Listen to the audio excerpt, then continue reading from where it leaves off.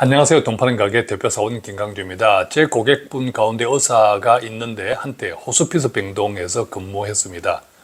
그때 임종을 앞둔 분들에게 들었던 이야기 가운데 두 가지가 지금도 기억에 생생하다고 합니다. 첫 번째는 이렇게 죽어갈 것을 왜 그리 열심히 살았나 모르겠어요 하는 것과, 두 번째는 이렇게 죽어갈 것을 왜 돈 하면서 평생을 살았나 모르겠어요 라는 후회였다고 합니다.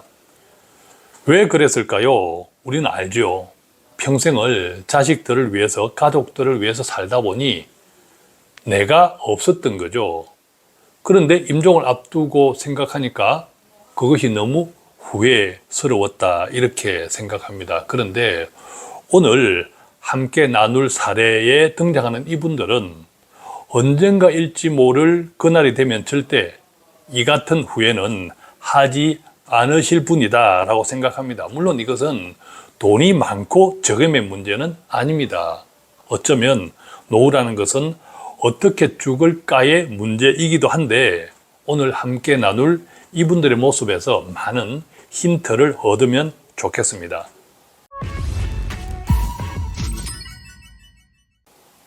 자, 먼저 냉정하게 생각해 보겠습니다. 일반적으로 우리가 자식들을 위해서 사는 시간은 대체로 60세 아니면 65세 정도면 되지 않을까 생각합니다. 물론 대체적인 이야기입니다. 돈도 마찬가지겠죠. 그 나이 정도가 되면 어느 정도 정해져 있습니다. 따라서 나에게 주어진 재정적인 형편에 맞춰 살면 됩니다. 돈은 다른 사람들과 계속 비교하면 죽을 때까지 끝도 없고 불행할 수밖에 없기 때문이죠. 자, 그런데 80, 90세의 노후에 이르러서 앞서 말씀드린 것처럼 이렇게 죽을 것을 왜 그리 열심히 살았나, 왜 돈 하며 살았나 후회하는 결정적인 이유는 무엇일까요? 정답은 바로 삶의 관성입니다. 삶의 관성. 오늘 함께 나눌 이들 부부도 그랬습니다. 나이는 60대 후반이고 재산은 이것저것 합치면 30억 원 정도 됩니다. 적지 않은 돈이죠. 다시 말씀드리지만 후회하지 않는 노후라는 것은 결코 돈이 많고 적음의 문제는 아닙니다. 제가 얼마 전에 올려드린 동영상 있죠. 65세 부부 3억 전셋집, 목돈 1억 원 부부의 사례. 그 사례에서도 그분들은 매일같이 되풀이되는 일상에서 늘 감사하면서 살다 보니까 늘 행복하다라는 말씀을 하셨죠. 일반적으로 노후에 20억, 30억 정도 재산을 가진 분들의 대부분은 부동산인 경우가 많습니다. 그리고 조금 있는 목돈은 은행 예금으로 있거나 주식 투자를 하시는 분들도 있습니다. 이분들도 마찬가지였습니다.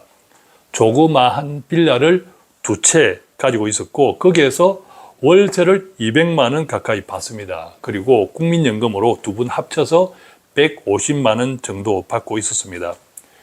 현재 사시는 곳은 경기도에 있는 84형 아파트인데 주택연금은 아직 가입하지 않았고 월 생활비는 대략 300만 원 정도 쓰고 있었습니다. 그러니까 월 소득이 350만 원 정도 되고 생활비는 300만 원이니까 매월 50만 원 정도 남는 셈이죠. 그런데 문제는 목돈, 그 가운데 주식 투자였습니다. 자, 여유 목돈이 2억 원 정도 있었는데 그 가운데 1억 원은 새마을금고의 예금, 나머지 1억 원으로 주식을 하고 있었습니다. 그런데 원금을 까먹고 있었고 그것 때문에 늘 속이 시끄러웠다고 합니다. 사실 노후에 주식 투자해서 돈 벌기는 쉽지 않죠. 뿐만 아니라 이렇게 저렇게 신경을 쓰다 보니까 마음도 편치 않습니다. 마음이 편치 않다는 것은 그만큼 알게 모르게 건강을 잃을 염려가 크다라는 것도 기억하시면 좋겠습니다. 그런데 어느 날 문득 내가 왜 이러고 사나 싶더라고 합니다. 따지고 보면 재산이 20억, 30억인데 그 가운데 주식 투자는 1억 원, 그 돈을 다 날려도 총재산의 5%도 안 되잖아요. 그런데 그것 때문에 내가 왜 이렇게 신경을 쓰고 늘 주식을 들여다보면서 속상하고 내가 왜 이러고 사는가 싶더라는 생각이 들었습니다. 그래서 지금이라도 뭔가 잘못되었나 어떻게 하는 것이 좋을까 싶어 상담을 신청했다고 합니다. 사실 이분들은 이미 큰 방향을 정하고 오신 분들이었습니다. 그래서 빌라도 팔고 주식도 정리해서 안정적이면서 배당도 받을 수 있는 상품에 가입하고 싶어 했습니다. 저희 바인 투자 자문에서 제가 가끔씩 말씀드리는 에그 팩토리 시리즈 같은 것이죠. 매년 5% 이상의 배당을 그것도 달러로 매달 받으면서 원금은 원금대로 안정적으로 불려나가는 컨셉입니다. 자, 그런데 부동산을 정리하는 것은 아무래도 시간이 걸리기 때문에 우선은 주식부터 정리해서 시작해 보기로 했습니다. 예금도 빼서 넣겠다는 것을 그러면 당장 비상 예비 자금이 부족할 수 있으니 그것은 빌라를 파는 시점에서 다시 한번 의논해 보자고 말씀드렸죠. 그리고 난 다음 제가 이렇게 물어봤습니다. 그런데 이렇게 하면 너무 심심하지 않겠어요? 매일 주식을 들여다보면서 때로는 팔기도 하고 때로는 사기도 하면서 물론 원금을 까먹고 있어서 속상하지만 그것 들여다보고 있으면 금세 하루가 가더라 이런 말씀을 하셨거든요. 그제서야 이분들도 사실 앞으로 어떻게 살아야 할지 막막하다고 했습니다. 돈 걱정은 없지만 그렇다고 매달 여행 다닐 수도 없고 언제까지 살지 모르는데 그것이 걱정이다라는 말씀을 하시더라고요. 자, 삶의 간성. 그동안 노후가 되기까지 자식들을 위해서, 가족들을 위해서 나 자신을 잊어버리고 산 분들이 아마 이 방송을 듣고 있는 분들 가운데 대부분일 겁니다. 그렇죠? 지금도 아직 노후에 이르지 않았다면 지금도 자기 자신을 잊어버린 채 자식들, 그 다음에 가족들 뒷바라지 하면서 자기 이름조차도 잊어버리고 살고 있는 분들 많죠. 그래서 내가 뭘 좋아하는지, 내가 뭘 잘하는지. 그래도 젊었을 때는 꿈이 있었지 않습니까? 그죠? 다 꿈이 있었죠. 그런데 이름조차 잊어버리고 살았는데 꿈은 당연히 언제적 이야기입니까? 그죠? 그러다 보니까 노후가 되어서도 지금까지 살아온 습관대로 삽니다. 자식들을 위해서 일이든 주식이든 돈을 벌기 위해서. 이것이 삶의 관성이거든요. 때로는 지금이라도 내가 하고 싶었던 것을 해볼까? 그런 생각을 하는 때도 있지만 금세 이 나이에 무엇을 어떻게 시작해야 하는지도 모르겠다. 그러다가 체념.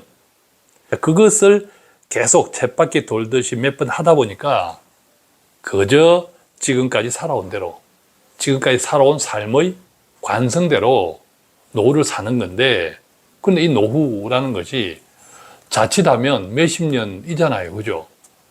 그러니까 자칫하면 몇십 년의 노후를 지금까지의 삶의 관성대로 산다는 것은 돈이 많고 적음을 떠나서 굉장히 힘들고 자칫 불행해질 수도 있는 거죠. 그런데 한번 생각을 바꾸어 보겠습니다. 이런 말이 있죠. 오늘은 나에게 가장 젊은 날이다. 자식들은 사실 더 이상 나를 원하지 않습니다. 어쩌면 자식들에게는 나도 모르게 귀찮은 노인이 되어가고 있을 수도 있습니다. 그런데 언젠가일지 모르지만 반드시 때가 있죠. 그랬을 때 나는 과연 무엇을 남기고 갈 것인가? 이것이 중요하지 않을까 생각합니다. 만약에 아직도 돈을 남기고 가야 한다고 생각하면 그것은 너무 슬프지 않을까요? 사실 재벌들은 돈을 남기는 것이 아니라 기업을 남깁니다. 수많은 직원들의 생계는 물론 필요한 사회적 책임과 역할을 하는 기업을 남기는 것입니다. 그런데 대부분의 사람들은 기업이 아니라 기껏 돈을 남길 수 있는데 그때의 돈이라는 것이 죽는 순간 먼지처럼 흩어지는 거잖아요. 그런데 그것을 위해서 언제일지 모를 노후를 산다는 것은 사실 너무 슬프지 않을까요? 이분들도 그런 생각을 했습니다. 그래서 지금이라도 우리가 남겨야 할 것이 무엇인지를 고민하면서 우선 노후 재산부터 단촐하게 해야겠다, 신경을 덜 써야겠다 싶은 마음에 상담 신청을 했던 거죠. 자, 그런데 우리가 사실 어떤 대단한 것을 남기기는 힘듭니다. 그런데도 불구하고 누구나 확실히 남길 수 있는 것도 있습니다. 그것은 바로 나 자신이 아닐까 생각합니다.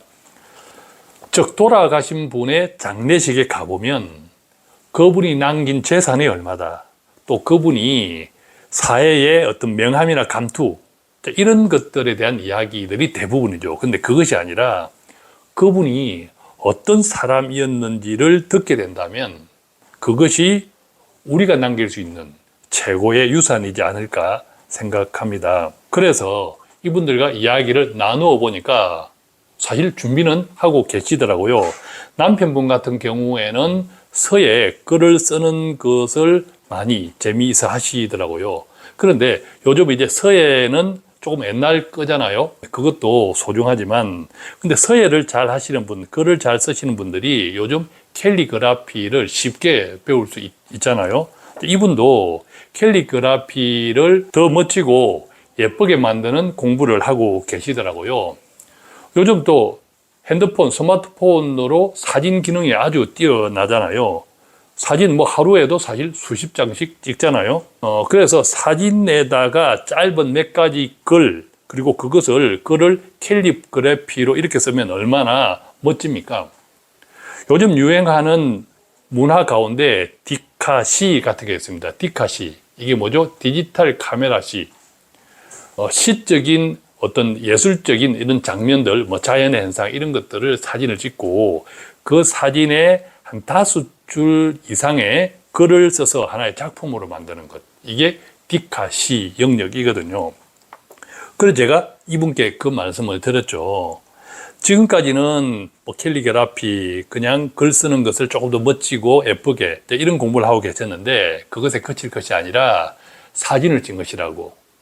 바깥에 나가시면 그 다음에 거기에다가 짧은 글, 그러니까 해당 사진에 어울리는 짧은 글을 써보시라고. 그것을 캘리그라피로 쓰면 얼마나 예쁘고 멋지겠습니까? 자, 그런 글들이 쌓이고 쌓이다 보면 점점 글들이 좋아지겠죠. 내용도 좋아질 겁니다. 뭐든 계속 하다 보면 나도 모르게 성장하는 거거든요. 그러다가 어느 순간 책을 낼 수도 있습니다. 출판. 요즘 출판도요, 1000부, 2000부 큰 돈을 들여서 찍어 놓지 않더라도 출판도 예컨대 교보문고 같은 데에서는 원고만 보내놓으면 주문이 들어올 때 그때 한 권만 제작해서 판매하는 경우, 그런 출판도 있습니다. 알아보시면 얼마나 편리한 세상입니까? 그러니까 내가 옛날에 뭘 하고 싶었지, 그런 것을 천천히, 서두를 필요가 없죠. 천천히 시작하면 됩니다.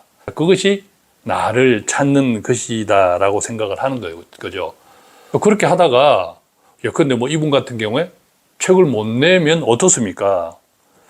자식 때문에, 가족 때문에 잊고 살았던 나를 찾아가고 있다는 사실, 그 자체가 나의 노후를 행복하게 하고 그 자체가 나도 모를 언젠가 그때가 되면 나에 대한 풍성한 이야기거리들로 많은 사람들을 훈훈하게 할 수 있지 않을까 생각합니다.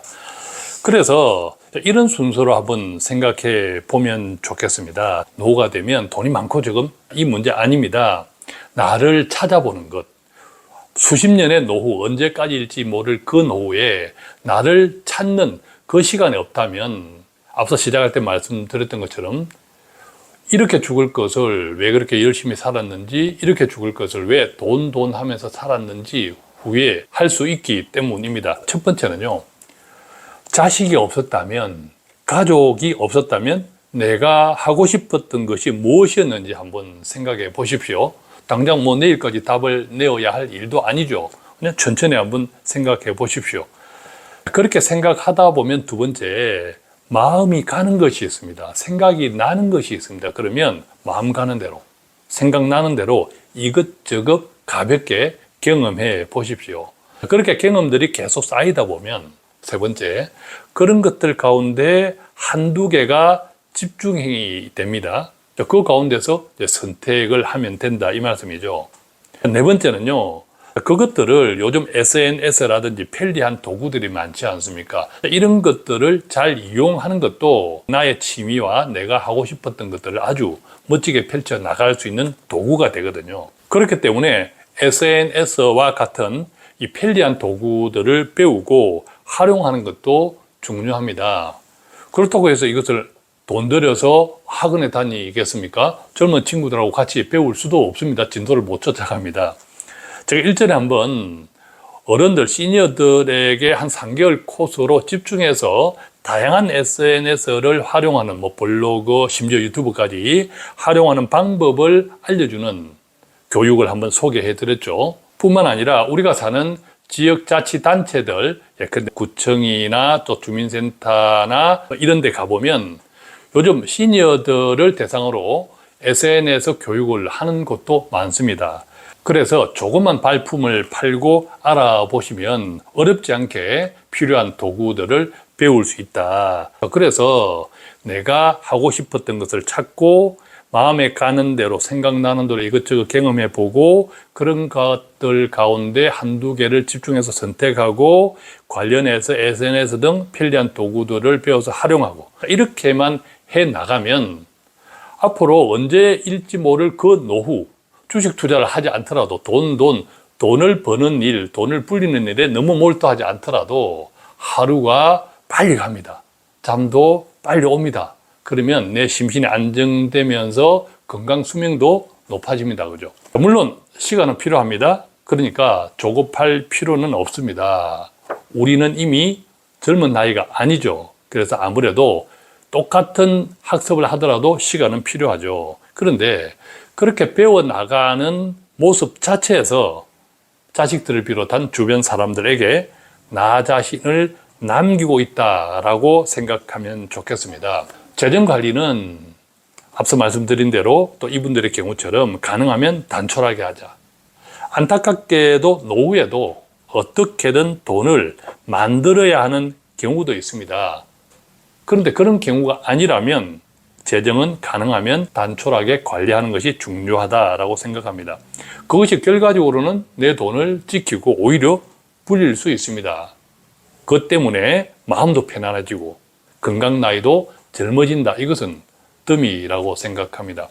오늘은 이렇게 사람은 무엇으로 사는가 2탄, 더 구체적으로는 노후에는 어떻게 살까 2탄이기도 합니다. 관련해서 상담 사례를 토대로 나누어 드렸는데 행복하고 건강하고 즐거운 노후를 살고 더구나 후회하지 않는 노후를 사는데 조금이라도 힌트가 되었으면 좋겠습니다. 고맙습니다.